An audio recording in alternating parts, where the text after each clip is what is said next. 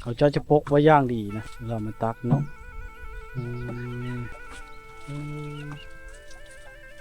น้ำติดน้ำสร้างใส่บักงามๆยังมาทันสร้างข้าวโพดบ่นะเอานี่เป็นวิถีชีวิตของสาวชนบทพี่น้องเนาะได้มาเห็นได้มาสัมผัสตัวจริงบรรยากาศ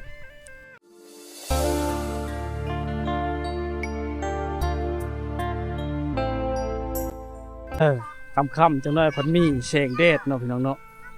ส้มบรรยากาศสาวบ้านป้าไปตักน้ำพี่น้องลักๆเขาเจ้านี่ชั่วหลายใส่กระตุกเนาะโมเมนต์อื่นมันมีความทนทานเนาะ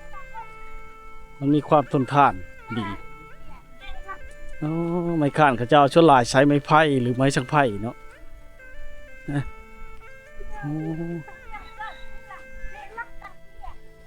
โมโหว่าเราว่าเอาจังนะพี่น้องเลยเนาะไปตักอยู่ใช่น่ะบ่ตักอยู่ใช่เลยฮะเอ้าคือหันข้างใช่ปัดพี่ป่าบาดเลยพี่น้องเลยไปใช่ย่างบ่ท้ายทางหน้าท้ายทางหลังเอาสาวงามเลิกพี่น้องเลยพอดีบ่เห็นหน้าเห็นตาเนาะไปตักข้อมือบ่ตักข้อมือตักกี่ใช่เนี่ยใกล้ชิฮอดเลยบ่เนี่ยอยู่เฉลยตักอยู่นี่บ่ตักอยู่นี่น้องเนาะเรามาตักอยู่นี่เลยในหมู่บ้านนี่มี2แห้งพี่น้องบ่อนหนึ่งก็จะอยู่นอกพุ่นเนาะในไกลผู้พุ่นน้องนี่อยู่ในเข็มบ้านเนาะเขาจะพกไว้ย่างดีนะเรามาตักเนาะยังเฮ็ดอยู่บ่นางบริเฮ็ดแล้วอ้องเฮ็ดแล้วหากมาแต่หน้ามาแต่ให้มาแต่ให้บ่เฮ็ดชนมันบ่ลักๆในฤดูกาลนี้เขาเจ้าก็เฮ็ดชนมันเนาะน้ำตื่นๆนี่เลยพี่น้องโอ้ตักชะโบฮะโบนี่มันเป็นโบโลมบ่นะเป็นโบโลมบ่หลังจากตักแล้วให้จานพี่น้องทำสร้างใส่บักงามๆพี่น้องเลยพวกบรรยากาศในยามค่ำๆเนาะเขาเจ้า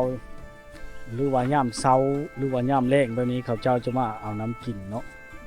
คือเห็นมาแล้วทุกกับบางทุกกับบ่มีฮอตอันนั้นได้พี่น้องเลยบ่มีฮอตผ่ามันเนาะบางทุกก็มีผ่ามันเนาะทุกน้ำมันเครื่องทุกลีนเขาเอิ้นทุกลีนเนาะเขาเจ้าจะเอามาพัดมาล้างโดยขี้หินขี้หินหรือแห่ทรายอย่างต่างๆเนาะแล้วเจ้าจะเอามาให้เป็นน้ำกินแล้วก็ให้ไปป้าไปดงไปให้ไปชวนเนาะหลายอันหลายอย่างนะพี่น้องเนาะกระทุกสบายตักคู่มือเลยเนาะนางชื่อนี่เลยนาง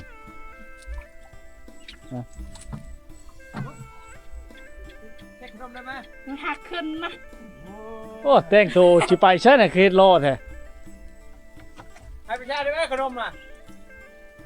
ให้จังให้เราจะกินเป็นบ่คือว่าเขินแต่นี่เขาบอกว่าประจาจนกินบ่จากขนมเนี่ยกินบ่กินคือเดียวเนาะเดี๋ยวให้รางวัลแล้วก็พี่น้องเลยชื่อในเลิกเหรอชื่อในเลิกกับเจ้านะสาวมุกดาวันป้าเต้สาวนักฮ้องทั่วนี่พี่น้องนักฮ้องชื่อดังนี่นะเนาะนักฮ้องชื่อดังพี่น้องเต้สาวมุกดาวันพี่น้องเลยเนาะนี่แหละบรรยากาศงานแรงเขาเจ้าเนาะจะว่าเอาน้ำเมื่อกินให้น้ำเนาะเล็กน้อยเขาก็เลาะริมแซ่บๆอยู่พี่น้องเลยเนาะชมบรรยากาศที่ยังค่ำๆวิถีชาวบ้านเขาเจ้าเนาะมีแต่ผู้หญิงได้เขาเจ้ามาตักเอาน้ำนี่เนาะผู้หญิงอย่างเดียวเลยพี่น้องเจ้าบ่มีผู้ชายเนาะผู้ชายเขาไปเฮ็ดเวทแนวไม้นะแตกต่างกันไปแตกต่างกันเลยพี่น้องเลยเพราะว่าสิมาแต่ให้แต่โชนเรียกเขาเจ้าเนาะ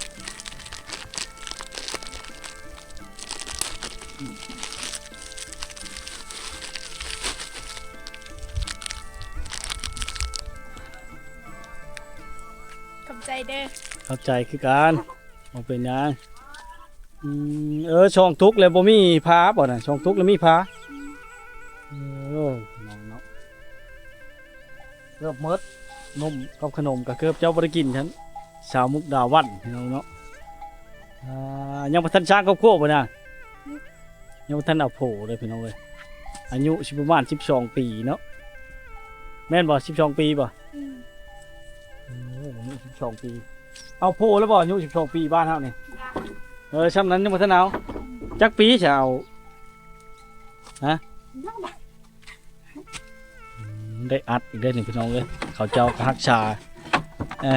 อันนั้นไม่ยังดีเนาะยันชัดเข้านะพี่น้องนี่เป็นวิถีชีวิตของสาวชนบทพี่น้องเนาะได้มาเห็นได้มาสัมผัสตัวจริงบรรยากาศแบบนี้แหละขันผู้บ่าวมาหาก็ได้มาหาบได้หน่อยเนาะบ่มีน้ำในเฮือนน่ะนะมาหาบเลยพี่น้องในสาวมุกดาวันเนาะมาหาบน้ำหาบในใส่ดูกระตุกอยู่ผู้เดียวป่ะแม่ทอง แบบนี้ นี่บ่เฮือนเจ้านะ โอ้ เฮือนเราพี่น้องเนาะบรรยากาศเนาะนี่แหละ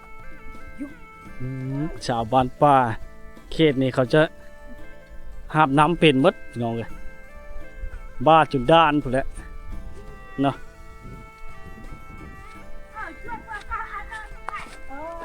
เจ้าไก่กลัวไปตักน้ำ เรา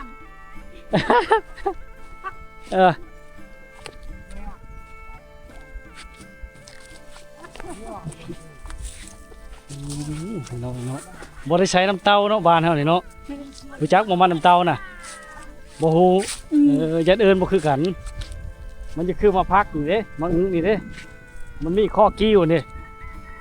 บ้านคอยเอิ้นคือสิไก่แค่นั้นเนาะเฮิ้นแล้วนี่พี่น้องอยู่เฉลยเฮิ้นจ้ะน่ะอยู่ในบ้านพุ่นบ่พี่น้องเอ้ยชาวคือไอ้อายนะเนาะถ้าพี่น้องฟังไทยมาเที่ยวมาชมนี่ราชิบอเสด็จพุ่นบ่เนี่ยเนาะไก่กันนะเกลือจะแตกพี่น้องวิชาเกลือจะแตกเลยนี่แหละบรรยากาศเนาะภายในบ้านเขาจะผู้หญิงจะเฮ็ดเวียกหนักกว่าผู้ชายเนาะ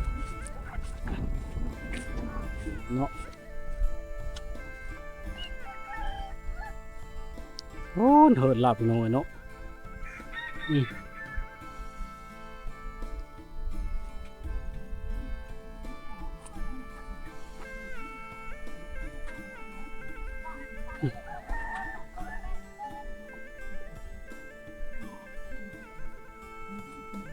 ความสงบสุขคือว้าวนั่นแหละหนีเมืองมาที่บ้านชนบทคักในชีวิตจิตใจพี่น้องพาถึงมาฮอดมาถึงเนาะเอาเจียวเฮาไปฮดพักบ่นี่ฮะน้องเนาะเราหาบมาพี่น้องเลยนี่คือเหลาเข้าของเราได้พี่น้องเลยน้อยหนึ่งเหลาเข้าของเราเนาะโฉนพักเรากับบักกำงามพี่น้องเลยจกชัยเราห้ามฮดพักไปยักเนาะบรรยากาศการดำรงชีวิตเขาเจ้าเนาะตื่นเช้ามาต้องได้ต่ำเข้าได้เขาดงพัดกันเนาะคิดว่าผมมีผู้ชายทั้งน้ำพี่น้องได้ยินกับเจ้าว่ามีผู้ชายทั้งน้ำมาเลยเจ้าอยู่ผู้เดียวบ่น้ำหมดเลยจะเป็นบาทเนาะไปตักอยู่ใช่ไหนเจ้าเนี่ยโอ้ยพุ่นแล้วไกลเติบได้ประมาณเอ้าแต่ละบ่อนนี่บ่คือกันบ่นี่คุ้มนั่นแหละไปกินอยู่พุ่นคุ้มนี่แหละอยู่พี่ชามตักน้ำหางลิ้นจะพุ่นละประมาณน้ำลิ้นเอาน้ำลิ้นจากธรรมชาติมาเลยเจ้าโอ้พี่น้องเลยเราก็ไปห้ามน้ำคือกันพี่น้องห้ามน้ำมากินเนื่องจากเมียบ่อยู่เนาะลูกเมียบ่อยู่ไปก้นมันยังบ่ทันมานะน้องเลยเนาะก็เลยไปห้ามเองบาดนี่ เขาเจ้ามาแต่ให้พี่น้องเนาะยามค่ำๆนะได้พี่เลอมากินนะมีได้พี่เลอมาตะโกนมั่นบ่ม่านน้ำรถไถกับเรือย่างมาขี่มารถไถมานำพี่น้องเนาะอ๋อนี่แหละเขาเจ้ามันก็ย่างมาต่อยโอ้คือสิแม่นแม่สาวมุกดาวันนั่นพี่น้องสาวมุกดาวันขี้อายเนาะยานกองเล่นปุ๊บอยู่ โอ้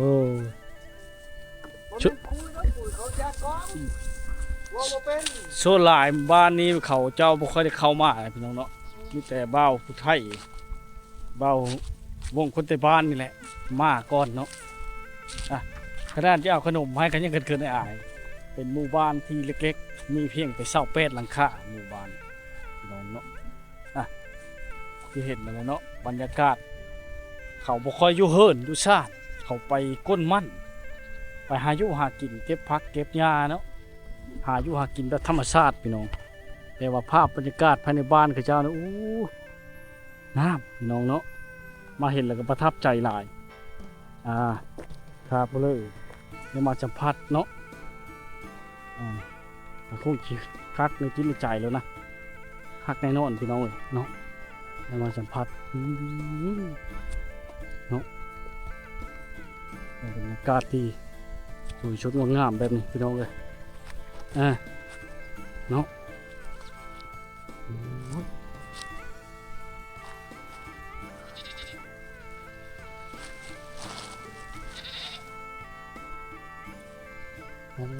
เติมปั่นเต็มรถท่านผู้ชมปลาชิเก้ไปใช้ไปขายบ่โอ้บริตาแห้งบ่จ้ะแห้งมันแห้งกว่ามันขายดิบเลยตัวนี้เต็มรถเนาะแล้วชับเท้าเท่มาว่าหาละมันรถมีใช้ละมันรถนี่บ่มีเนี่ยใช้น้ำมันรถเลยจะเป็นได้ขายดิบก่อนได้จักเชน2เชนแล้วจึงเอามาตาแห้งบัดนี้เนาะไก่บ่ให้ชิจ้านี่หน้าพุ่นด้วยไก่เลยเนาะแห้งลังลีอ่ะชามุกดาแห้งลังลีโนดยานยานให้คุณนางวะบ้างเราไม่เขาให้มาขนมเลยวะให้คือการเราก็ให้พื้นก็ให้บ่แม่นเท่าเล่าดอกเราให้ขนมกันยังย่านไม่เอ่ยว่าเสียไปขายอยู่ใช่นี่พาพี่ล่างนี่แหละโอ้พาพี่ล่างเอาไก่เต็มแล้วพอสิฮอดไปเนาะค่ำหงเฮียนพุ่นแล้วครับมานี่ค่ำมับแล้วรถไถหน้าช้ำค่ำแต่พุ่นแล้วนี่ไปลูกสาวบ่ได้ไปก้นนำบ่จ้ะบ่มื้อนี้มื้ออื่นพุ่นว่าไม่เอ่ยเพิ่นจะเข้าโรงเรียนบ่นี่ไม่ได้โรงเรียนนะบ่ได้เข้าเลยโดยชูเป็นกำลังใจให้แล้วมาก็ได้เอาขนมมาใหญ่